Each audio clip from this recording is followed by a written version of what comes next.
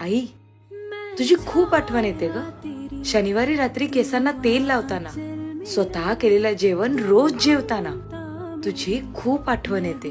घरच्यांच्या आवडीनिवडी सांभाळताना, आपलं दुःख बाजूला सारून मुलांचं आजारपण काढताना तुझी खूप आठवण येते.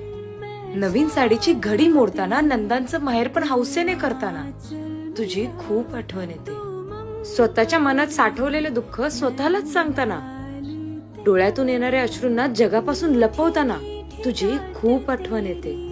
तू जवळ नाहीयेस हे माहिती असूनही आई हा शब्द उच्चारताना आणि उशीमध्ये तोंड खुपसून मुंदके देऊन रडताना आई तुझी खूप आठवण येते ग. मैं छाया तेरी, तू आंचल